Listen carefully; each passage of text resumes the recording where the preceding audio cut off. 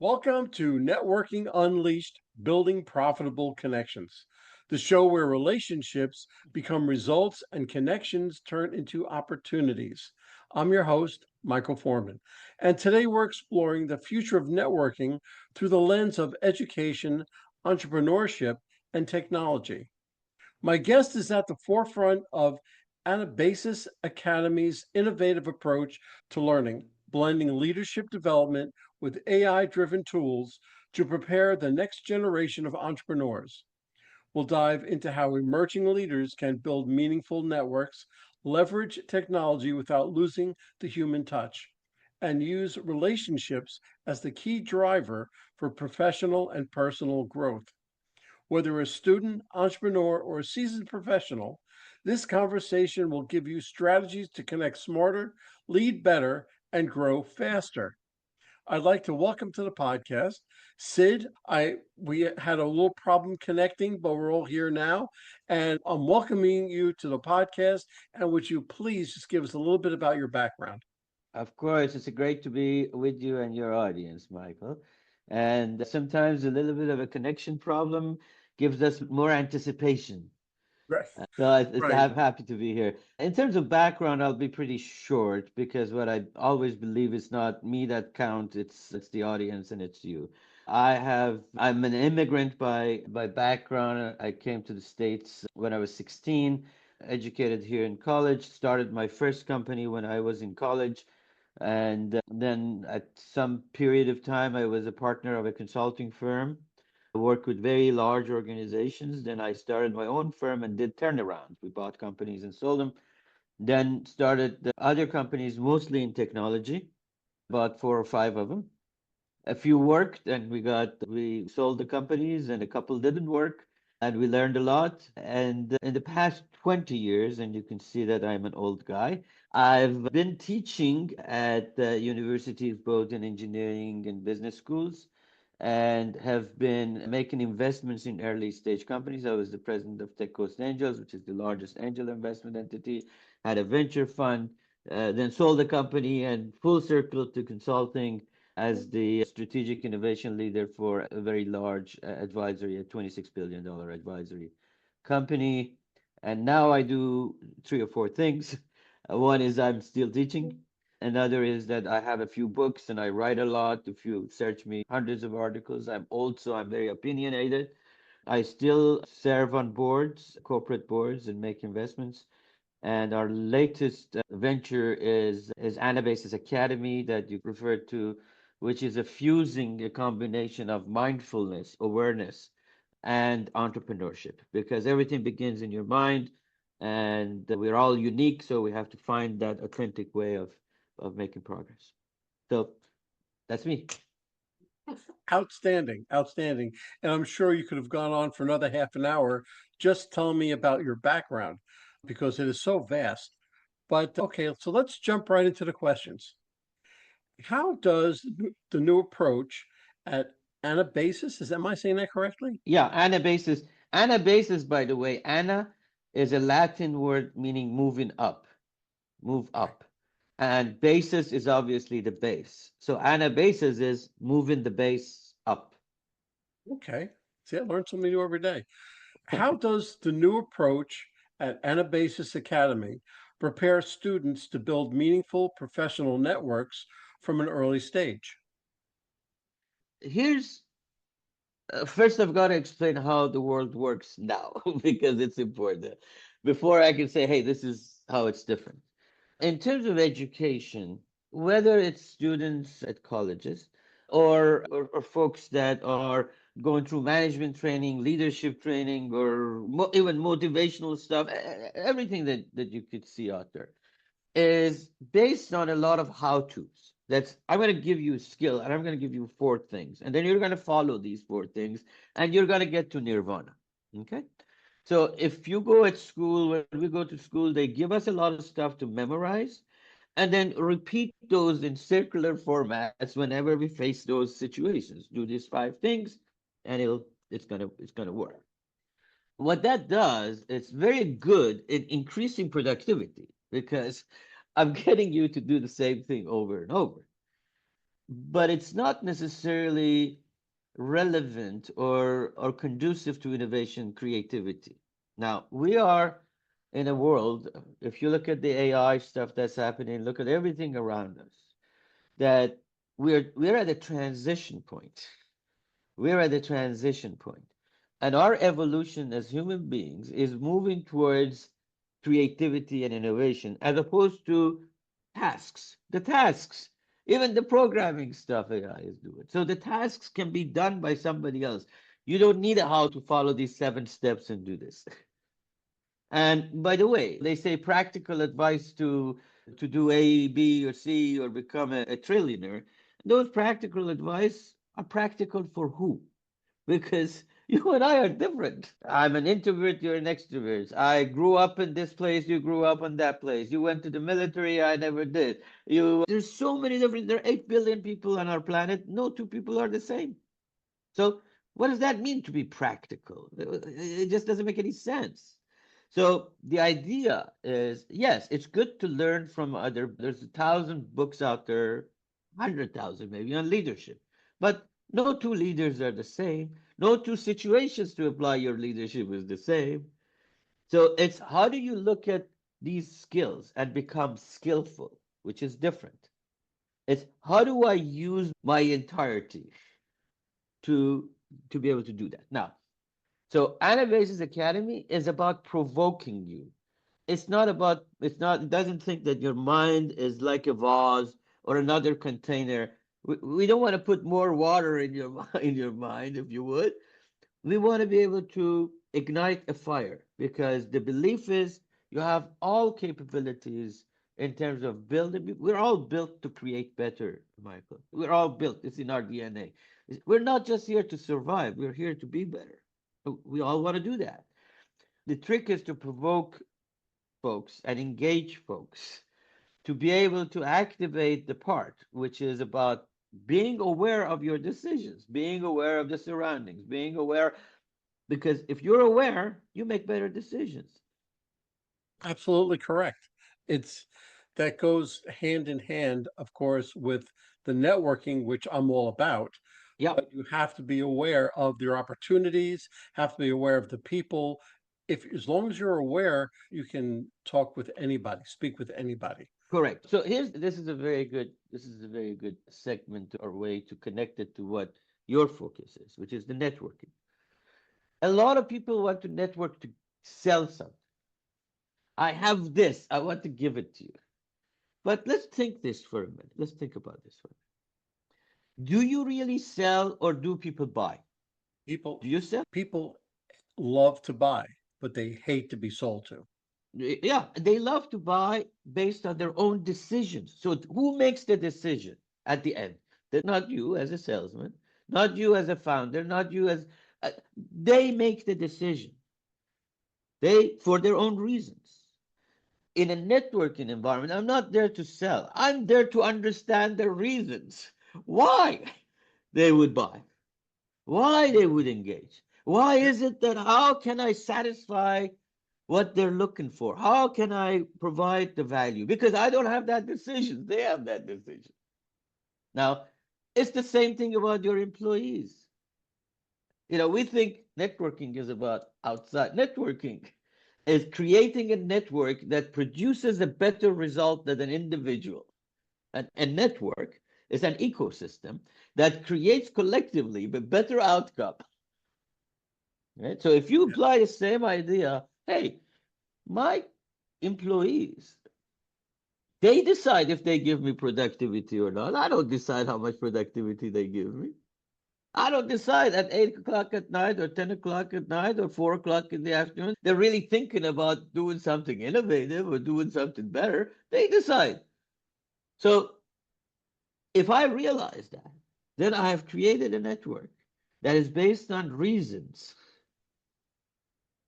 that drive decisions. The same applies to your investors, the same applies to your partners in business, and actually to the community that you thrive in. Does that make sense? It makes perfect sense. It makes perfect sense. Depending on who you are, it depends on what angle you're looking at it from. It's all the same problem. It's all the same outcome. You're just looking at it from a different way. Absolutely. And that's fantastic. I never thought about it that way. Let me go on. Go ahead. People usually, this is the thing. If you really listen to what I've been talking about and writing stuff, this is really not rocket science. No, No, it's no, not. none of it Life is is. not rocket science. No, We that's, make it all this rigmarole in order to have these 17 layers and then charge people to do this. And we make it this complicated thing. It's actually pretty simple. no, I coach people, I coach many people, and I go and I speak on different stages in different companies, Yeah. and I tell them all, it's not rocket science. It's all common sense. And really, the 20 somethings, the 30 somethings, they've never heard this before. They haven't been taught this. But the older people, the 40s, 50s, or even 60s, they say, oh, yeah, I've heard of that. I don't do it, but I've heard of it. I've But heard it's of all it. common sense. Okay. So, what role does networking play in entrepreneurship, and how can aspiring founders leverage it effectively? So I talk about a few things. An entrepreneur, first of all, we have to build our own entrepreneurial philosophy, each one of us.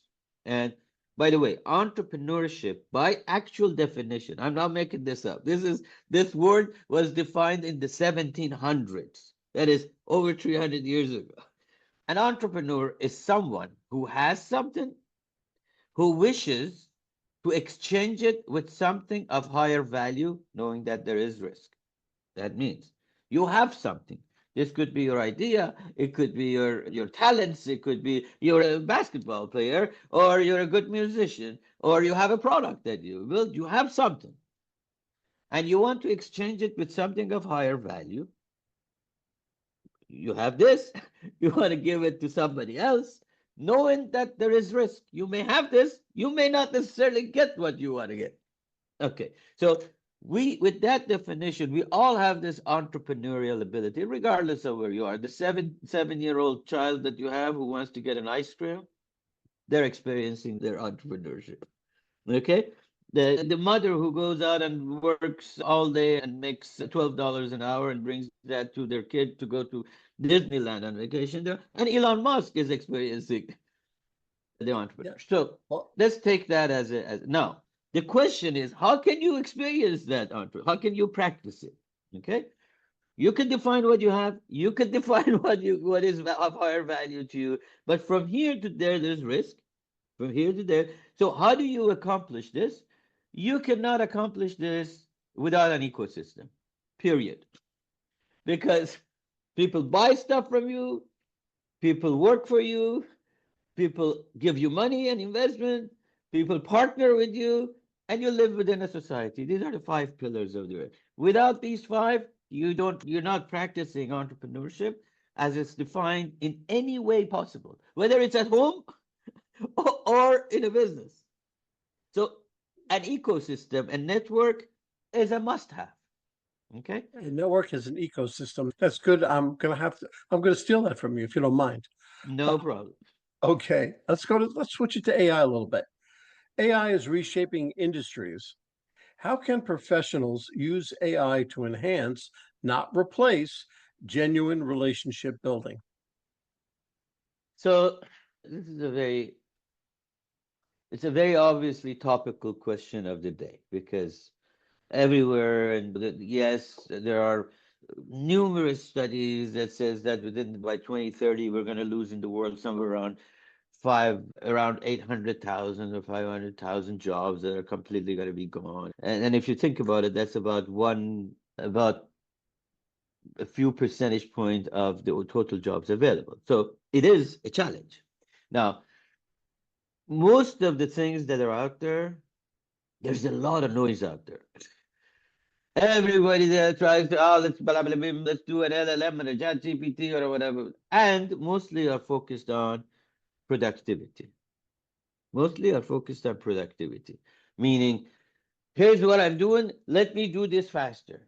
But remember, if you do things faster, let's say, just as an example, let's say we have a production system. We make these cups and we make 10 of them an hour.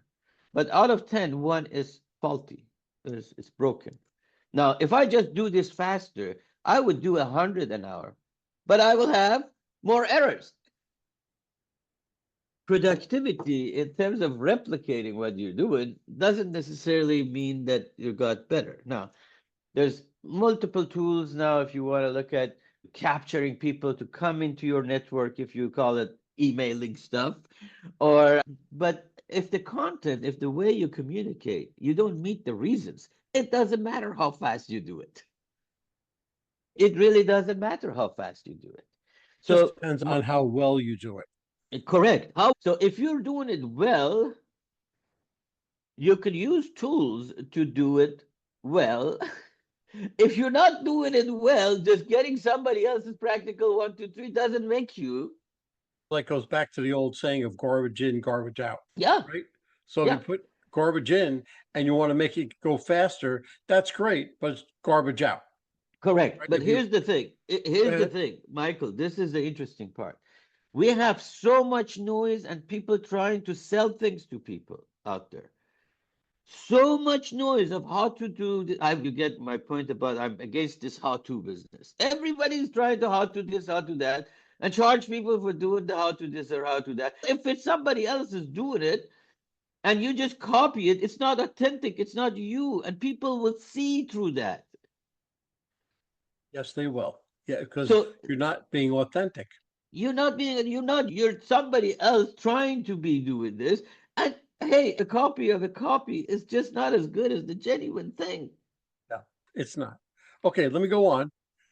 From your perspective, what leadership qualities make someone naturally magnetic in networking situations? Listening. Very good. Very important. Active listening. Go ahead. Sorry, didn't Listening to learn, not listening to empathize. I want to emphasize that there's a because difference. there is a lot of hoopla out there. Oh, you listen to empathize with people. No, I listen to learn so I improve my own decisions. This is a very selfish act. I'm not listening to respect others. It does do that, but That's right. it's a side effect of things. I am listening because they have their own reasons. And if I know their reasons, I can be a better sales guy. I can deliver better value. I'm listening because they are giving me information that makes my life better. I can make decisions better. I'm not listening to reply. I'm not listening to empathize. You're I'm you're listening to learn. you're a problem solver. Okay, so if someone has a problem, you have the solution, you're getting to that. But you can't get to that unless you first find out what the problem is. So by active listening, you're listening to them. And of course, when you respond, sort of what they said to you so that they know that you were listening to them. It's a whole big thing, but it Yep. works. Okay, how can young professionals or students strategically network to open doors in entrepreneurship and innovation? Very good question. So this may vary from most people's perspective. There's two ways of looking at it. I have this product and or I have this mission. I want to be XYZ. And then I begin to find everybody in that environment and then send them emails and do this and do that and blast them with LinkedIn stuff and whatever to create this thing. And I show up at every meeting everywhere. Now, that is like taking a shotgun and trying to hit a mosquito. Okay? For multiple reasons, it doesn't work because A, you can't do that at scale and be genuine. Okay? So, yes, it's like having friends on Facebook. Okay? I have, I don't know, 15,000 people on LinkedIn or 10,000 people on Facebook. I do. But how many of them are really my friends? If I have a problem, who would come to my assistance? Nobody. So there is this idea that if I have a broad network of people, that would funnel down to something. This funneling down to something says, I will go as many as possible, and then, okay, I only need 2 people to make my business work. So what happens is you waste a lot of time over here. You're not genuine. They understand that you're not genuine, and then you may get to 2 people. Now, entrepreneurship is not luck. People say entrepreneurship is about risk takers. Risk takers are in Las Vegas.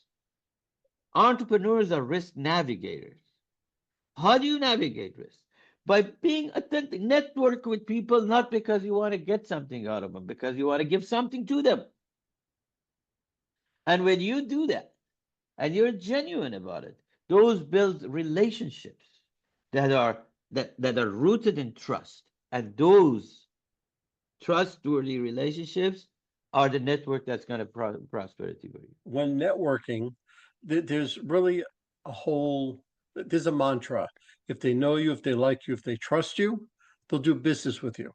But when you go into a networking event or networking with a person, you're looking to give, not to receive. That's exactly Always, right. you're always looking to give, because the more you give, the more that they will respect you, but also they will turn around and want to give you something. But you're not going to ask for it.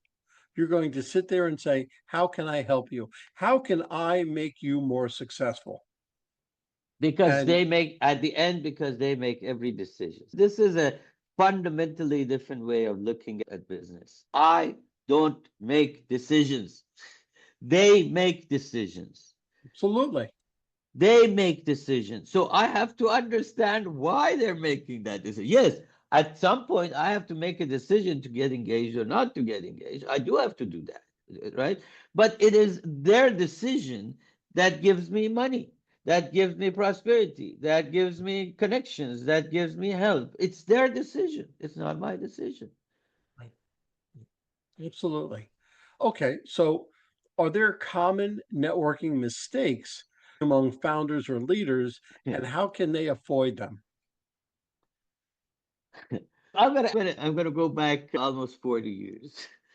There was a guy, and he had a beard.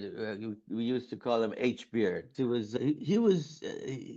used to study. I went to USC, University of Southern California, and he was 4.0 all the way. He was a very smart guy, a genius, super genius, whatever you want to call it. And he had a beard. That's why we called him H Beard.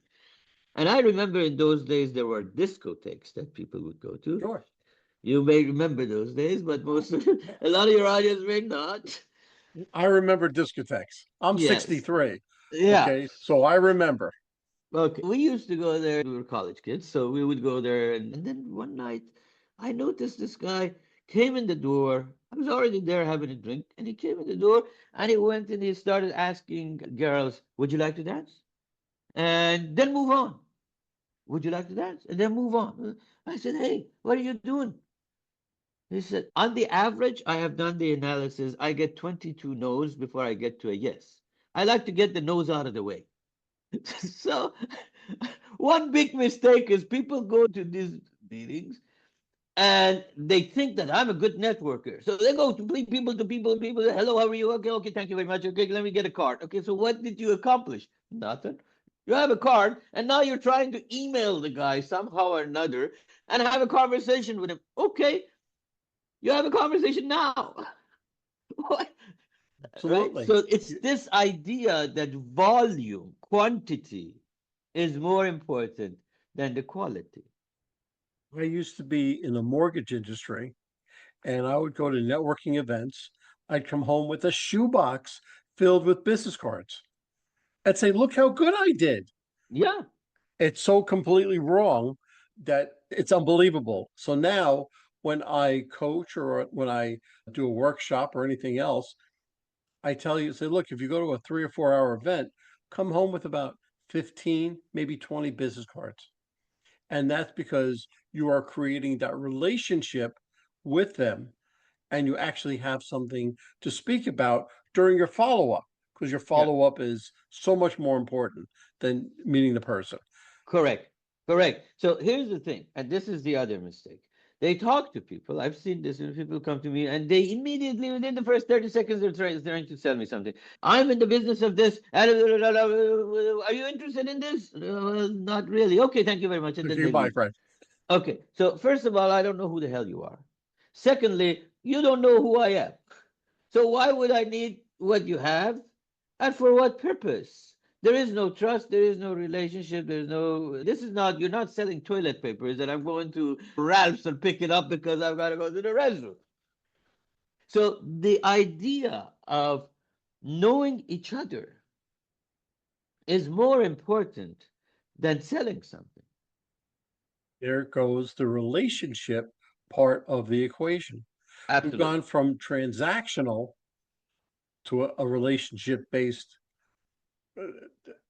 meeting. If you create that relationship, then you'll go much further. Okay, so how can someone balance tech driven efficiency like AI tools with the human touch required for authentic networking? So what I always say about AI is don't delegate your imagination to AI. Okay? Don't Okay, delegate your imagination. Meaning, you have a lot of people now. Everything they want to do, they go to ChatGPT. What about some problems are that people have committed suicide because they go to ChatGPT and use it as a psychologist. Okay, that's it. Because so they some people want the machine to tell them what to do. Okay, because we are trained in this. Remember that go back to our original the conversation that we started with. It's this educational thing that we're used to this tell me what to do, and if I'm good at following orders, I should get something at the other end. So this is now a machine telling us what to do. Okay, call, do this thing. Here's the email. Send these 3 emails. Guess what? They gave exactly the same. This machine is giving exactly the same advice to about 1,000, if not 10,000 other people who are asking it about networking. So all those people out there are going to get emails that looks exactly the same like everybody else. So you yeah, just lost your edge. yeah, So absolutely. don't confuse efficiency with effectiveness. Effectiveness comes from you and who you are and what you bring to the table, how trustworthy you are, how you listen, how you address problems, how you build relationships. That's effectiveness. Efficiency is how quickly you do it. Absolutely. And that's Absolutely. a and it's a choice that people have to make. That's what it's a conscious choice. It's a conscious choice, but you have to train yourself or themselves or to do it the right way. To because Yeah. when I said I went to the school of hard knocks, I did everything the wrong way because I had to train myself to do things the right way.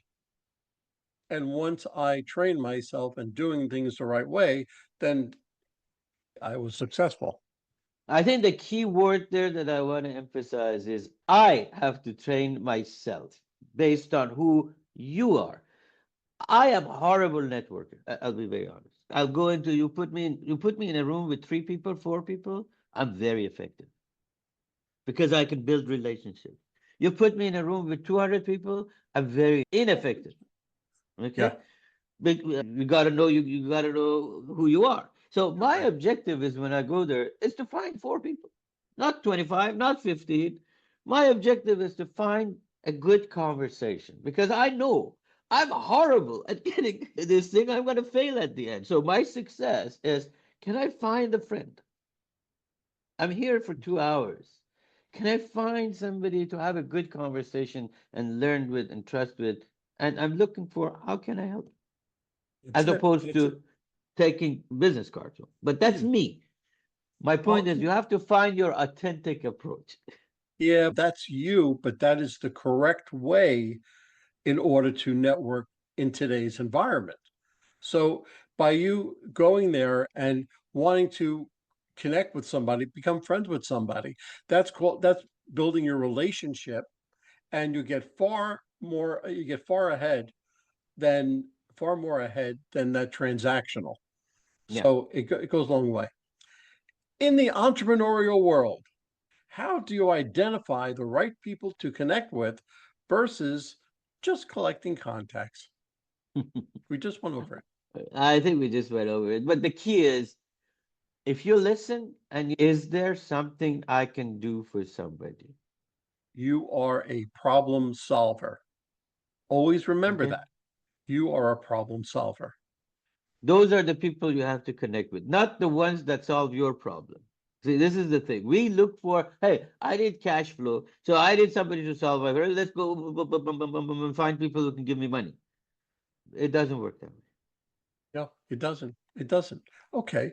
What lessons from education and leadership training translate directly into building a strong professional network? So all of us are leaders. We may be bad leaders. We may be ineffective leaders, but we all lead something. We all lead our own life in some way. We may lead a team. We may lead in the right environments that we create and we choose, and we feel confident. We lead. It's part of life. Now, we may not have the confidence to lead properly because we think I don't know enough as much as Michael, so he is a better leader than I am. Maybe in some situations he's a better leader than you are. Now, I use the example of the Eskimo have used these dogs, the slate dogs, or what do they call them? Sure. Yeah. So there's usually 10 or 12 or 16 of them. Now, here's the thing. They each have a role. And by the way, in different terrains, they move the guy who's in the dog that's in the end, and that guy leads. And they bring him forward because he knows how to lead in a situation and then they switch him around and some lead in a different way. So the lead dog, which is a term people use a lot, the lead dog doesn't have to be the lead dog all the time. You lead based on situations. Now, that comes from your confidence. That comes from it does come from your education. It does come from skills, but every situation requires a different kind of a leadership. You're in a war, that's a different kind of leadership. Then you're leading a 5-year-old, you're the coach or leader in a 5-year-old soccer game.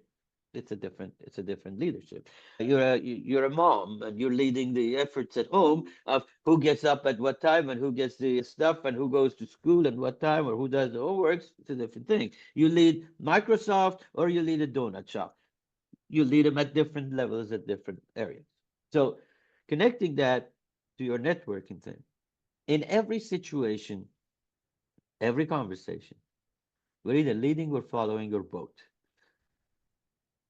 Being able to realize how to lead or follow, like this late dog, how to lead or follow in that conversation makes you a better network. Good. Okay. Let's bring this podcast full circle. If you could give one actionable networking strategy to anyone looking to accelerate their career or business growth, what would it be? One tangible, actionable. So I would avoid to go out there and those are obvious things. What I would say would be tangible is the practicing before you network. So let me explain what I mean. Think that you're networking with your mom's friends or with your uncle's friends or with your cousins or with the person who's at the grocery store. Practice listening. That's a safe place. You're not selling anything. Learn how to listen. Learn how to appreciate who people are and create a conversation. Do it in a safe place. And when you get that ability to connect with people in a genuine way, in your own way, then you have the skills. And there are thousands of books and capabilities and experts like yourself in terms of how do you get bigger networks and whatever. Then you have the skill set or the skillfulness to be able to apply. That would be my advice. That was great. That was absolutely great. There's so much more that I want to ask you or talk about, but time won't let us. So, if somebody wanted to get hold of you for whatever the reason, what's the best way for them to get hold of you? My email is sid@mohasseb.com, which is, you see it on the screens at Mohasseb, my first name at my last name.com. I also want Michael to mention the Anabasis Academy where we started, which is where we provoke and engage.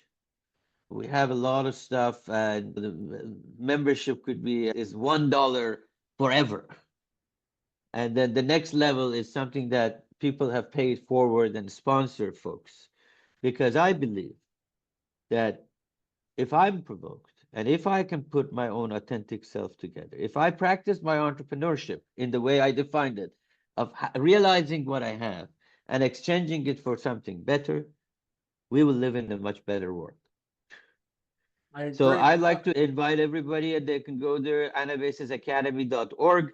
They can listen to our wake-up calls. They could become a member. They can apply to be sponsored by clicking on sponsor me, and somebody would pay for them. So let's get engaged. Let's provoke each other. And we say this is a learning platform. We learn from each other. I don't know. I don't have all the answers. I do not have. We at the Academy do not have a 1, 2, 3 solution for you. I'm not going to give you something that's going to make you a trillionaire tomorrow. But we'll together learn how to evolve and how to be better in our own authentic way. So that's a sustainable growth. It sounds fabulous. Sid, I can't begin to tell you how much I appreciate everything you've told me, taught me, and I hope to speak with you again soon. God bless. It was a pleasure. God bless you and all of your audience. Well, hold on, folks. Don't go anywhere. Let's hear from our sponsors. David Neal, co-founder, Revved Up Kids. Revved Up Kids is on a mission to protect children and teens from sexual abuse, exploitation, and trafficking. They provide prevention training programs for children, teens, and adults. To learn more, go to revvedupkids.org. Henry Kaplan, Century 21. When it comes to making the biggest financial decision of your life, leave it in the hands of a proven professional, Henry Kaplan. Henry is a global real estate agent with Century 21, celebrating his 41st year in business. No matter where you're moving, Henry has the right connections for you. You can contact Henry at 561 427 4888. A huge thank you to our guest for sharing such incredible insights today. And of course, a big shout out to you, our amazing listeners, for tuning in and spending your time with us. If you're interested in my digital courses, being coached, or having me come and talk to your company, just go to Michael and fill out the request form. Remember, networking isn't about being perfect, it's about being present. So take what you've learned today, get out there, and make some meaningful connections. If you've enjoyed this episode, please don't forget to subscribe, leave us a review, and share it with someone who could use a little networking inspiration. Let's keep the conversation going. You can find me on Apple, Spotify, Pandora, YouTube, or my website, forman.com/podcasts.